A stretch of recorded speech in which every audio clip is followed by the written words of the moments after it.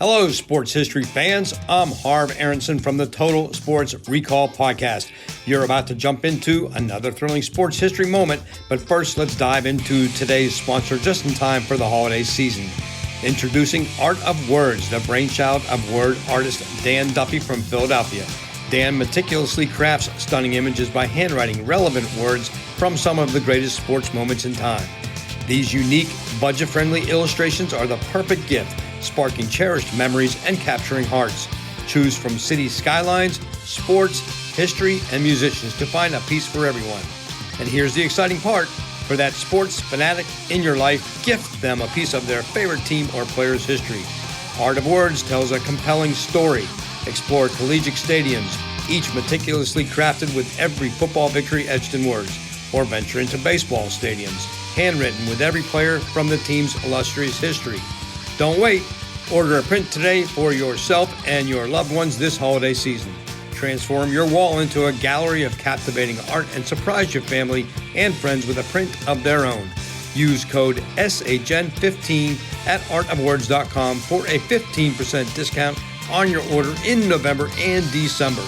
Visit Art of Words, where words magically transform into stunning art, evoking cherished memories and touching the hearts of those you care about. Again, use the code SHN15 for a 15% off at artofwords.com. This podcast is part of the Sports History Network, your headquarters for the yesteryear of your favorite sport. You can learn more at sportshistorynetwork.com. Hello, sports fans, and welcome to another edition of Yesterday's Sports on the Sports History Network. Today's guest is Mike Richman. Mike is an author and journalist who has covered sports for more than 25 years.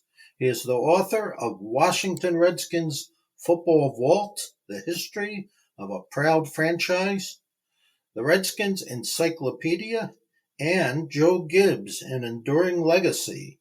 His latest book is titled George Allen, A Football Life.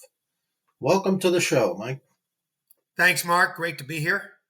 Great to chat with a Cowboys fan in the sense that George Allen played a major role in intensifying the Redskins-Cowboys rivalry.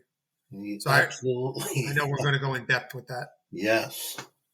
Okay, so my first question for you, Mike, is tell the fans, how did you become such a big Washington Redskins fan? Sure.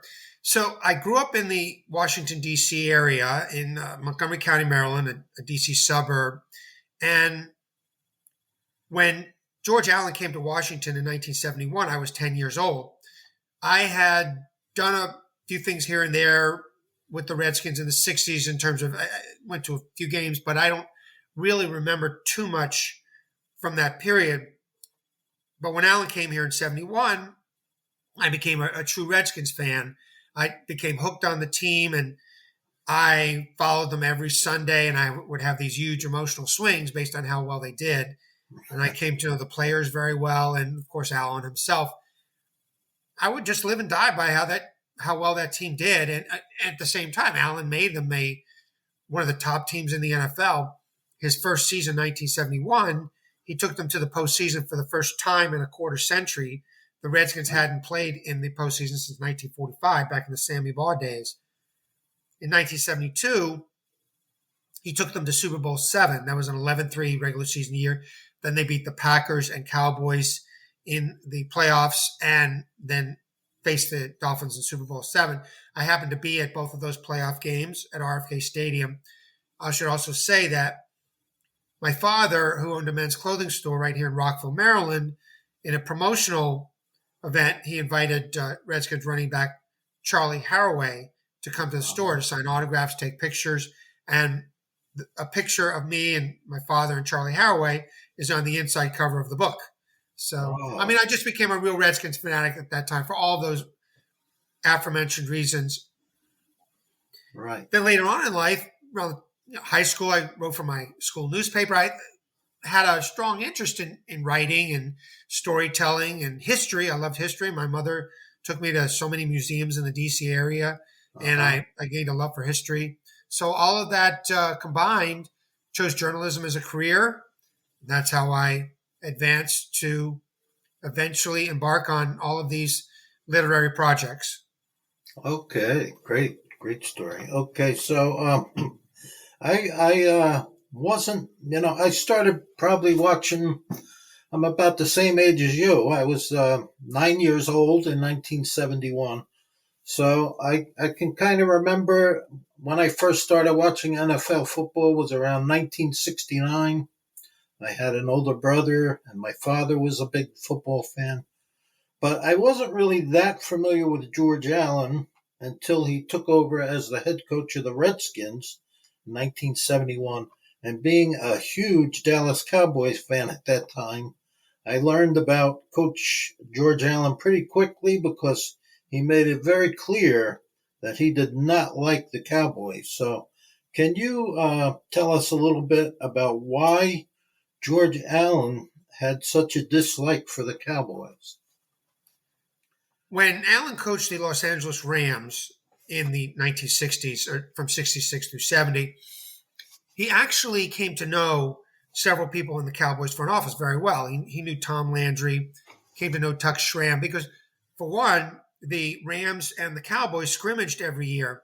Right. The Cowboys practiced in Thousand Oaks, California, and so the Rams and the Cowboys would scrimmage, do a preseason scrimmage. So the players really got to know each other well. Allen got to know Tom Landry very well, and there was two good teams going at each other. At the same time, Allen suspected that Schramm and Pete Rozelle were in cahoots because the two had worked side by side with the LA Rams in the 1950s. They knew each other well. They were friends. So he suspected that there was some type of conspiracy going on that would be aimed at the Rams and other teams throughout the league in favor of the Cowboys. Then that feeling really heightened when Allen became the Redskins coach in 1971. And case in point, the first 3 games of that 71 season for the Redskins were NFC East games on the road, the Cardinals, Giants, and Cowboys. And Allen thought at the time that that was a ploy on the part of Schramm and Rozelle to set the Redskins back in their first season under Allen. But as it so happened, the Redskins won those 3 games. They actually won the first 5 games in 1971. There was just an antipathy on the part of Allen toward the Cowboys for those reasons. And Allen also didn't like that corporate image that the Cowboys had. I mean, he was totally opposite. He was this rah-rah guy and, great motivator, one of the greatest motivators in NFL history among coaches. Whereas Tom Landry, as you know well, he was very, very stoic on the sidelines and didn't show any emotion. And Allen was the antithesis of that. So for those reasons, Allen built that rivalry. He really intensified the rivalry. The two teams actually had a rivalry in the 60s when Sonny Jurgensen coached quarterback the Redskins, and he had great receivers. So the Redskins were able to put up a lot of points. At the same time, the Cowboys were becoming a really good team by the mid-60s, and they had great players as well. So when the two teams clashed, they had some very high-scoring games, 34-31, 31-30. And so they had a rivalry in the 60s, but it took on a new dimension when Allen became the coach in 1971. Right. That's absolutely right. I remember that whole decade with the Cowboys and Redskins, one of the greatest rivalries in NFL history. And I remember getting so worked up for those games, especially when they televised them. They didn't always televise them, but boy, me and my brother would just biting our nails watching those games. Well, that rivalry, that era of like the early 70s through the 80s, the Joe Gibbs era, that era of the Redskins-Cowboys rivalry, you could put on par with the intensity of like Yankees, Red Sox, or Celtics, Lakers over the years. It was that type of rivalry, or in the NFL, I guess Steelers, Raiders from that era. Right. But yeah, he built it into it. So what we saw in the 80s under Gibbs was really something that George Allen had laid the groundwork for when he coached here in the 70s. He built that rivalry to what it became in the Gibbs years in the 80s. Yep, absolutely. Very intense, very intense. So take us back a little to I guess where his name really, he put his name on the map was his years as a defensive coach with the Chicago Bears. That was the early 1960s, right? He first was hired by the Bears in 1959 as the head talent scout. It wasn't until the late 62 season, Clark Shaughnessy was the Bears defensive coach. He stepped down. He was at odds with George Halas. So Allen took over as an interim defensive coach for the remaining 3 games of the 62 season. Then Halas named him the permanent defensive coach in January of 63. And then he built that great defense, that great Bears defense that paved the way to the 63 NFL championship for the Chicago Bears. I mean, you ask any Bears player that's still alive today about that 63 team, they will credit George Allen as the architect of that Bears championship. Although Halas was the head coach, I mean, it was really Allen's team because that team was so predicated on the defense and how well the defense did. It was one of the most ferocious defenses in NFL history. I mean, even today, the conversation is what Bears defense was better, the 85 Bears defense or the 63? So, but Allen, that's how he made his name. Yes. He became a hot name on the head coaching market, right after that championship win. But it wasn't until after the 65 season that he left the Bears to become the Rams coach. Right. So even though he only was with the Bears for, I was going to mention Dick Butkus. So he was only there for Butkus' rookie season, but I do remember hearing Butkus speak, very highly of Georgia, how much he helped him, coming into the NFL as a young rookie. How much? Absolutely. Well, that's in the book. I have Butkus quoted as saying that, I know he passed away a few weeks ago, but yeah, he said in his rookie year, he would meet with George Allen. There was like a restaurant in Chicago that they went to frequently, and all they would do was talk football. He said that's all George Allen was about, which is really no surprise. I mean, everybody said that about him over the years. All he did was focus on football, but Butkus learned so much from him in just his rookie season. And Allen is heavily credited with drafting Butkus and Sayers in the 65 draft. They went back-to-back 3 and 4 in the first round in 65, and known today as one of the greatest drafts in NFL history because they were both first ballot Hall of Fame inductees. And then prior to that, Allen led the drafting of Mike Ditka in 61. Right. He also drafted a guy named Ronnie Bull, Bears running back, who was the NFL Rookie of the Year in 62.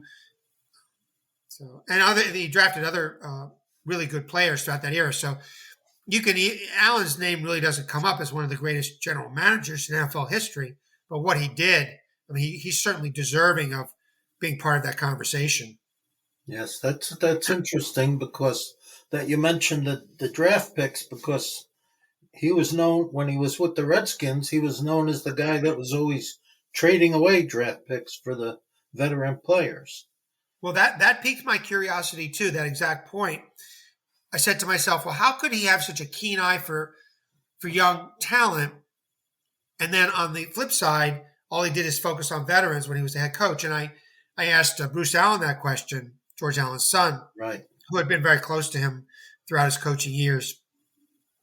And the way Bruce explained it is that by the time his father became the head coach of the Rams in 66, the pressure was really building on head coaches in the NFL to produce as fast as possible. I don't think it was what it is today.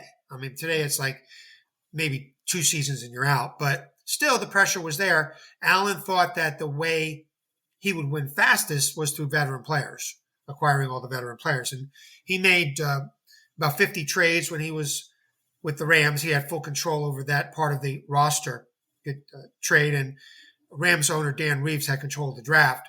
But when Allen got to Washington, he had control of everything. He had control of trades, signing players, drafting players, you name it. So he was not only the coach, but he was the GM when he was in Washington. So he made even more trades when he was in Washington. And yeah, he focused primarily on veteran players, which I think kind of was why the Redskins plateaued in a way in his last few seasons in Washington, because he didn't really put the emphasis on the draft that other teams did, such as the Cowboys and the Steelers of that era. I mean, the Cowboys with Tony Dorsett, Randy White, great players like that. And there were other players, Ed Too Tall Jones, they acquired during that era. They had great offensive linemen too, younger offensive linemen, and veterans too. And the Steelers of the 74 draft, drafting 4 future Hall of Famers in that draft, and then signing 1 additional future Hall of Famer in Donnie Shell as a free agent. So they put a lot of emphasis on youth, and it really, I mean, the results showed on the playing field. Well, it was Allen's Redskins, they made the playoffs, they kept getting knocked out in the first round. So they kind of plateaued. They were not an elite team comparable to the Cowboys or the Steelers or the Dolphins or even the Vikings of that era. They were a very good team that couldn't get past the first round of the playoffs. Right. That's another question I was going to ask you is, as Coach Allen had one of the top winning percentages in NFL history. So why do you think his teams always, didn't really have great success in the postseason, as you mentioned? Do you think it was largely because of that? And in large part because of his focus on veterans, but there was also another theory that I explored in the book, and that is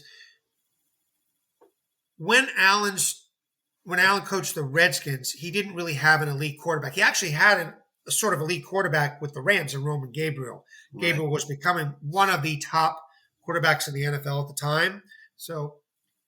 But he lost 2 first-round playoff games in LA too. The circumstances were in 67, he finished 11-1-2 in the regular season, but he had to play the playoff game on the road. It's the way it was dictated at the time in the NFL. He played the 9-4-1 Packers on the road. Now, would the results have been different if they had played in LA? Maybe, who knows? But they had to go to Green Bay to play that playoff game and lost. 69, they did play on the road again, lost to the Vikings. And the Vikings did have the better regular season record that year.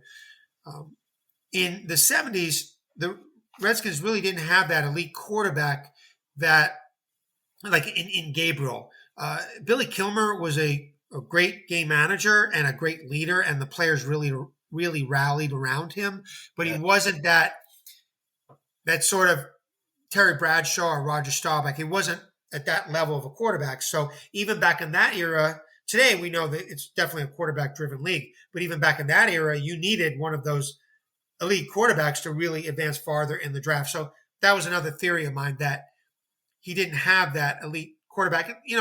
I also explored the possibility, if Allen had given Joe Theismann an opportunity to start much earlier in his career and had developed him as a consistent starter, would things have been different? Because Theismann's rookie year in the NFL was 1974, and he barely played. He played a full half of one game.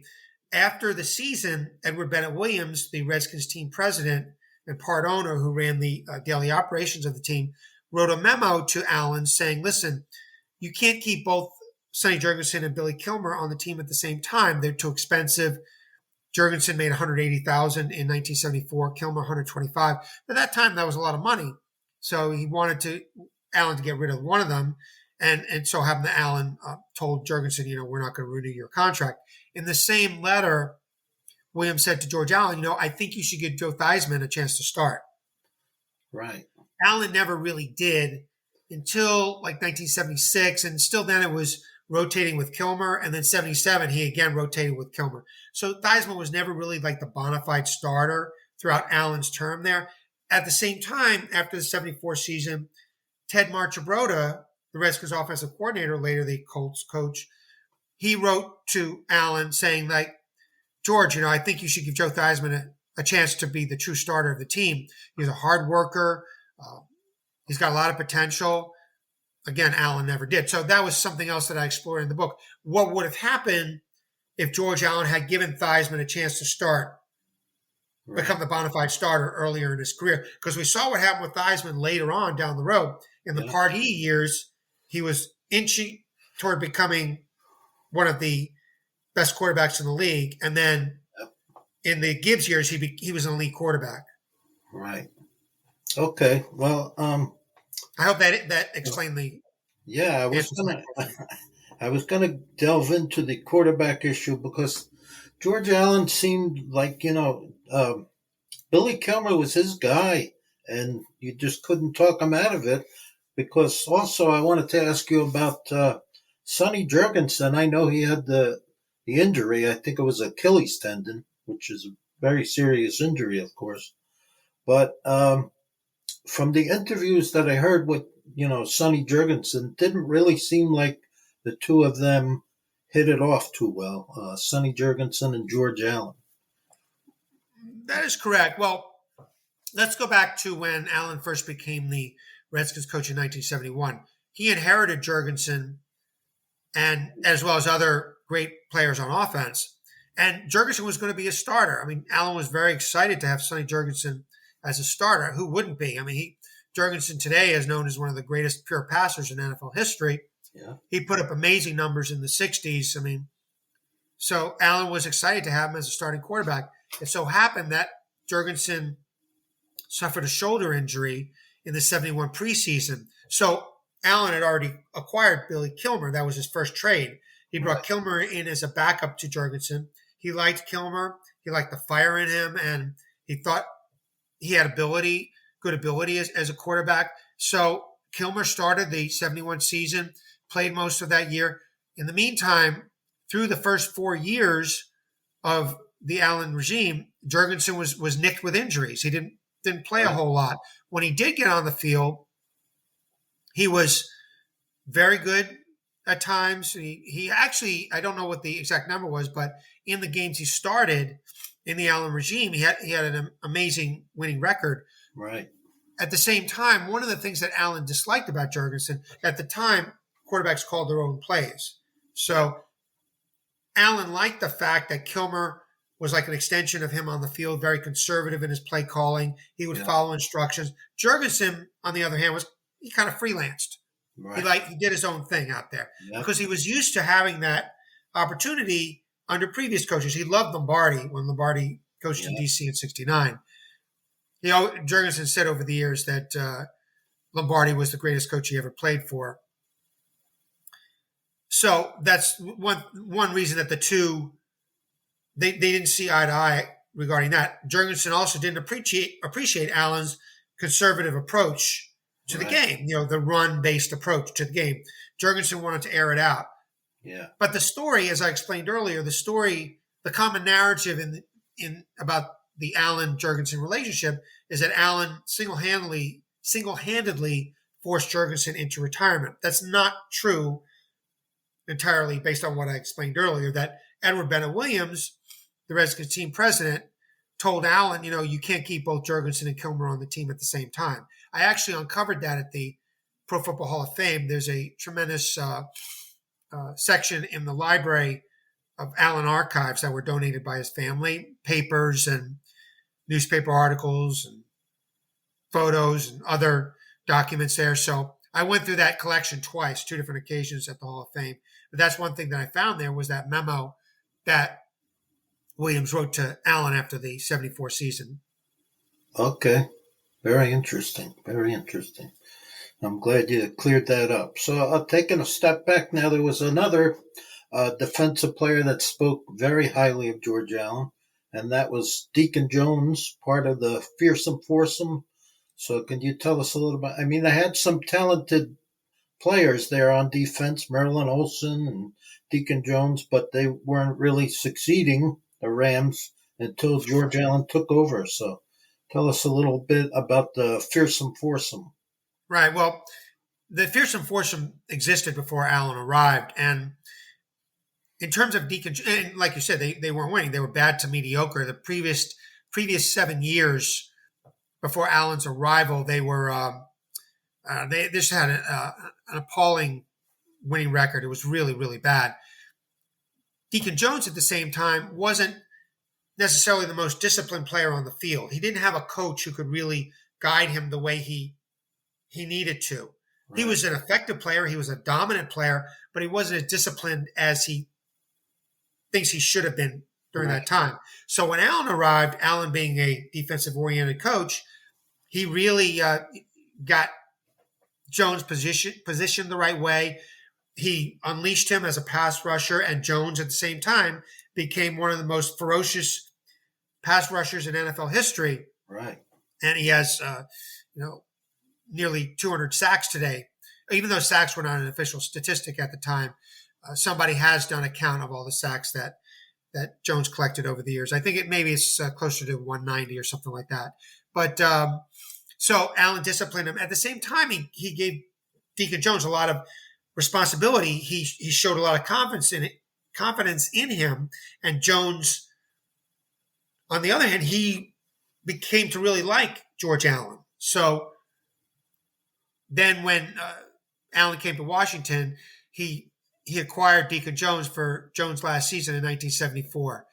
So Jones played 1 year with the Redskins in 74, and actually Allen allowed him to kick an extra point in the final regular season game that year, a 42-0 win over the Chicago Bears. That's right. He kept bugging. So that's a major reason that Jones really came to appreciate George Allen. He loved the fact that Allen was a winner.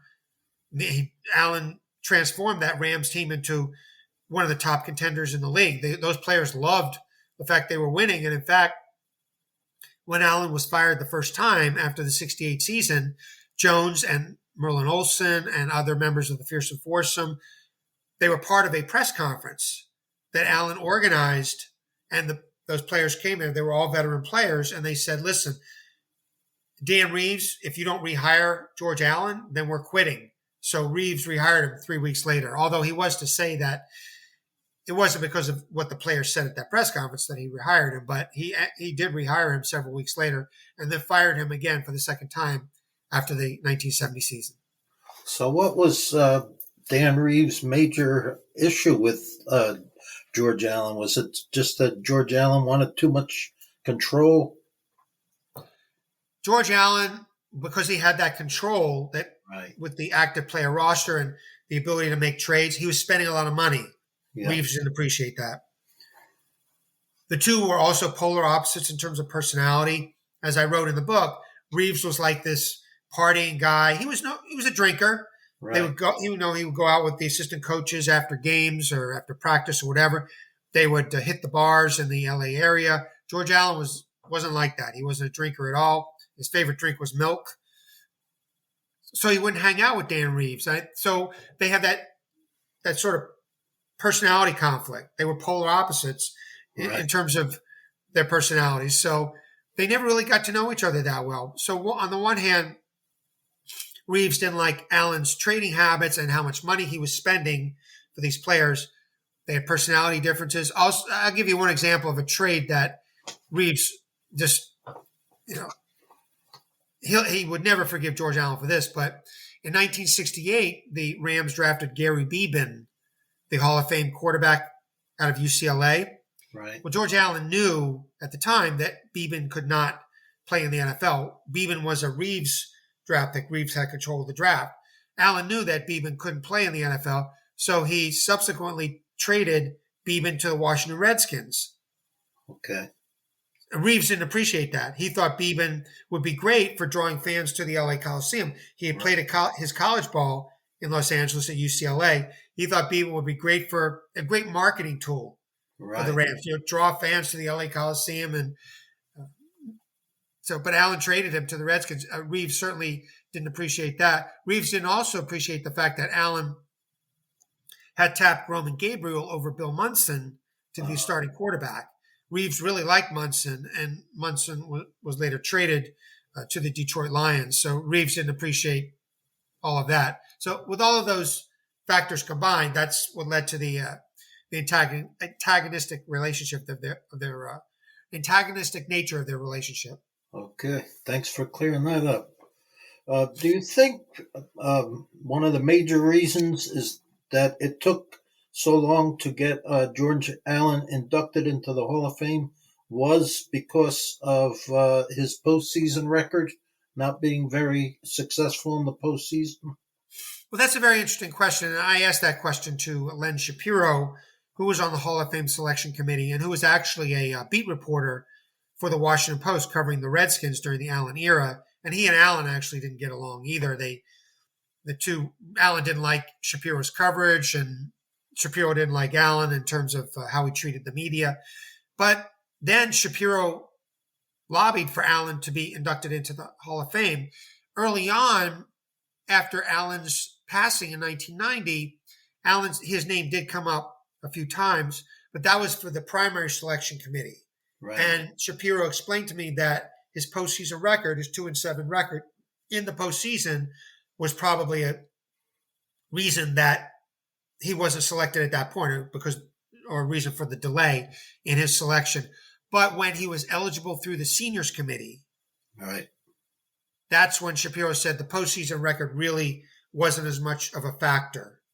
And at the same time, 2001, when Shapiro really lobbied hard for Allen's induction, NFL Films released a documentary called The George Allen Story, Winning is Living, Losing is Dying, which was really, the title of the documentary really tells the whole story about George Allen. He put so much emphasis on football in his life, and it was his top priority. Yeah. As many of his players and other associates would say, George Allen looked, the order of his priorities in life were football, family, and God. Right. And football was always first. So that was the title of that documentary. So that documentary was released the same year. Sure enough, the selection committee approved George Allen's induction into the Hall of Fame, and he got in 2002. Okay. So after his years of coaching in the NFL, I kind of enjoyed him as an announcer. He spent 4 seasons as an announcer, and I thought he was a pretty good announcer, and he seemed like he enjoyed it, but there was always that, deep down, he always wanted to be on the sidelines coaching. So tell us a little bit about his, how you viewed him as an announcer. Well, yes, that is correct. After he left the NFL for the final time, and he was fired after 2 exhibition games in 1978 by the Rams. After that, he did want to get back into coaching, and his name came up on a few occasions. Teams were apparently very interested in him, but nothing really materialized to where he was rehired. There was one situation where there was a fan poll in New York on who was the preference for becoming the Jets' next head coach, and Allen was first, and then it was Hank Stram and someone else.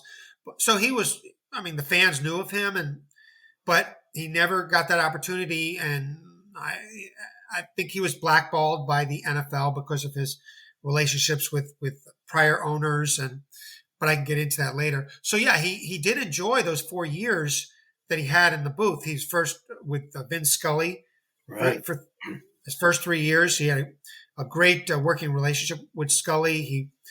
He learned a lot from him about broadcasting. Allen in the booth, he was very detail oriented. It was preparation.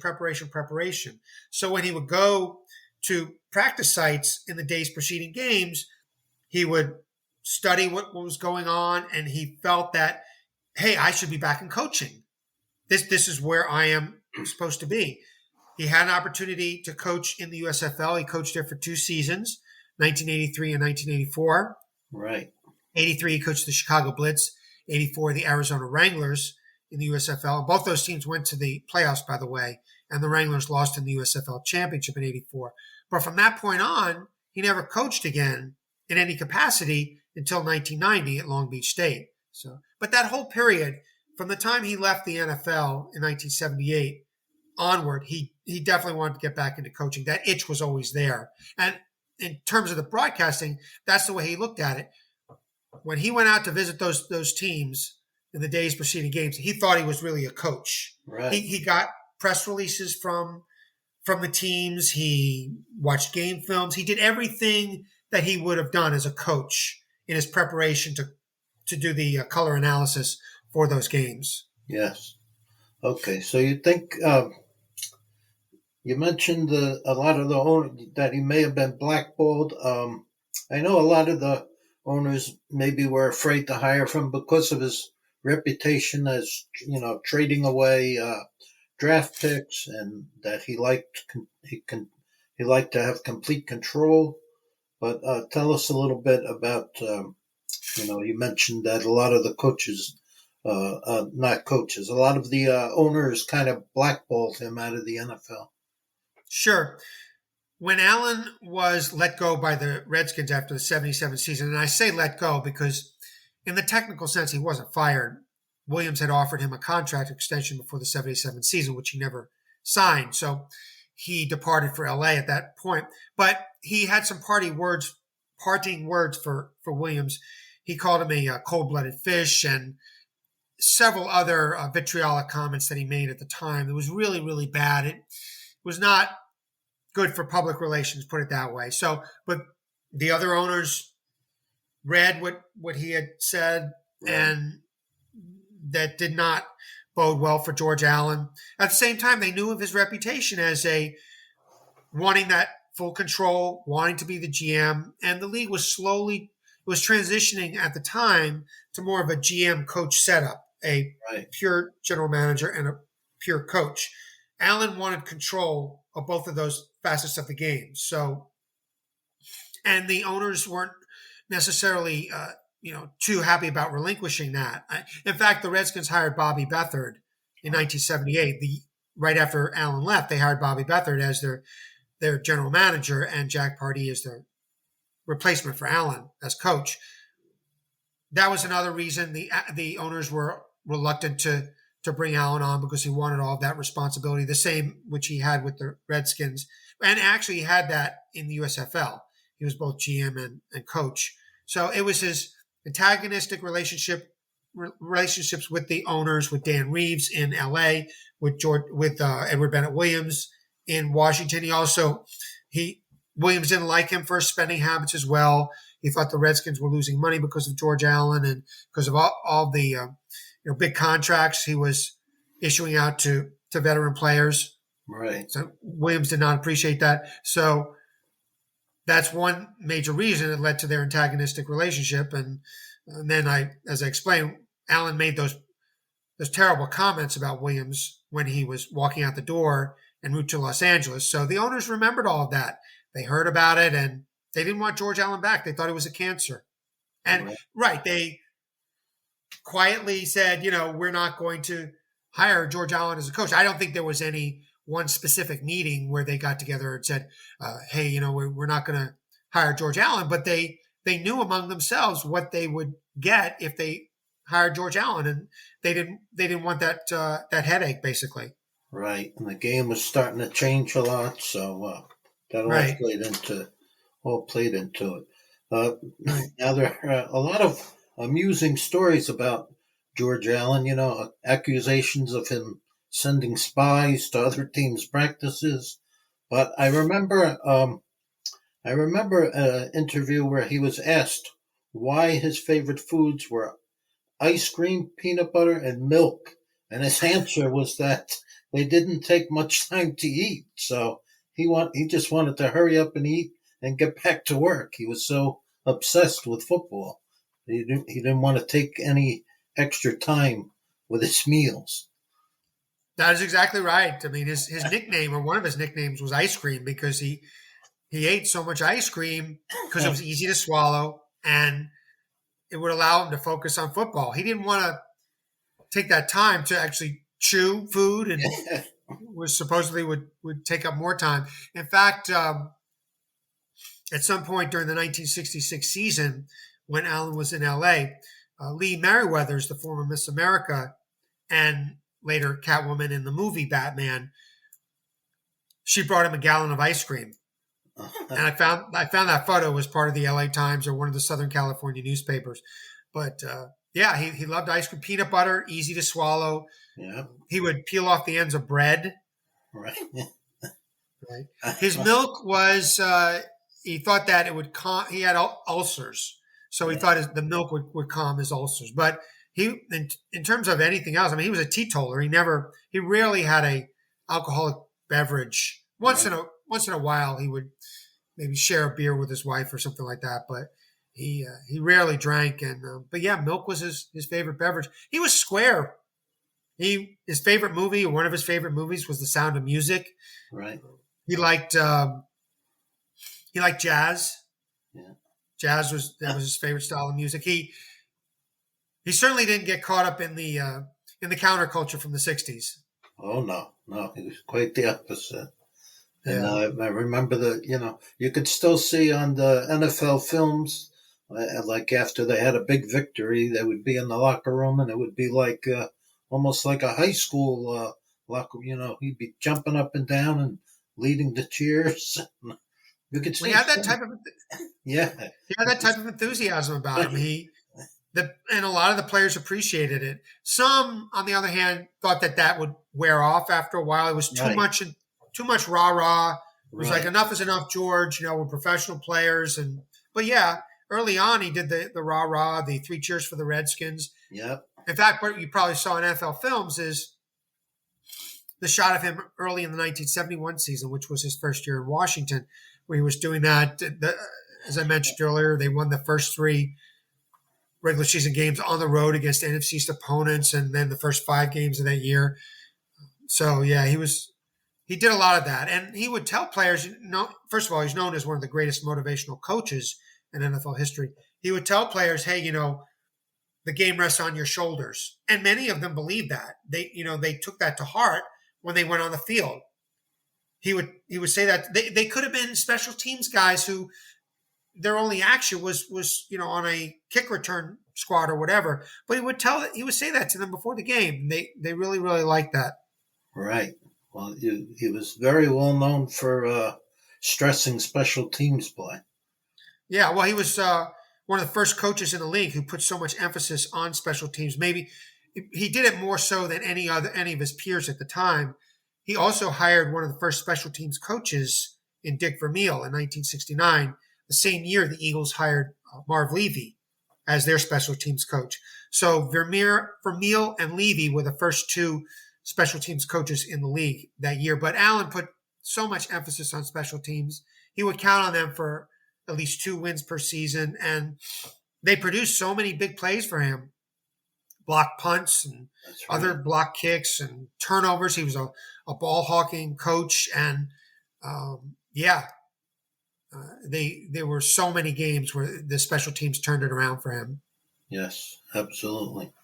I wanted to talk a little bit about there were a lot of accusations. Now, he wasn't the only coach, George Halas back in the day was accused of the same thing with sending out spies, but I don't know if, any of that was ever proven, but there was quite a few teams in the league that were accusing George Allen of sending spies to their practices.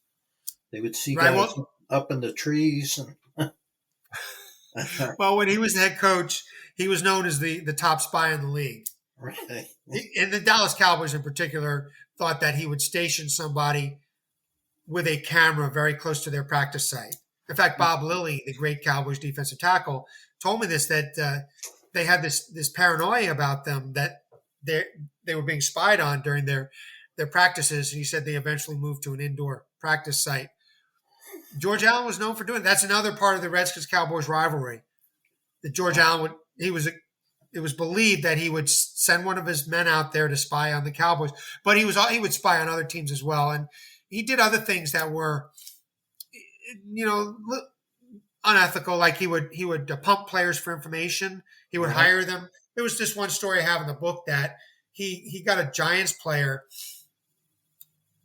One of his assistant coaches met the player at the airport, talked to him for a little bit, and then the player was cut. But it was to pump him for information. So, but he picked up a lot of that from Halas. And in fact, when late in the 58 season, Halas brought George Allen in as a spy for the Los Angeles Rams games. The Bears had 2 late season games against the Rams that year. And Allen had been an assistant coach with the Rams in 1957. So Halas brought George Allen in as a spy for those 2 late season Rams games. But yeah, as I wrote in the book, Halas was known for that too. Allen learned the good and the bad from Halas, but that was his primary mentor in the NFL. Right. Well, it was certainly good reliving all these memories. And as I say, I remember all, I'm very thankful that I grew up in that era to see all during the 1970s, that big rivalry between the Cowboys and Redskins. I don't know if there'll ever be another rivalry like that. It was very intense rivalry, and it was a privilege to interview you. And good luck with your book. Now, tell us again the name of the book. George Allen, A Football Life. And that's available. Where can listeners get that book? Well, it's available through all the traditional means, including Amazon. One can get a copy through Amazon. It's also available if you want an author-signed copy. Just go to my website, which is MikeRichmanJournalist.com. And Richmond is spelled Richman, MikeRichmanJournalist.com if you want an author autograph copy. So, yeah, but you can get it through Amazon as well. But yeah, this is my my signature project, and I'm very excited about it. But be happy to personalize a copy for anyone. All right, excellent. It was great talking to you, and fascinating topic. George Allen, always found him pretty fascinating. So thanks for taking the time for the interview, and good luck with your book.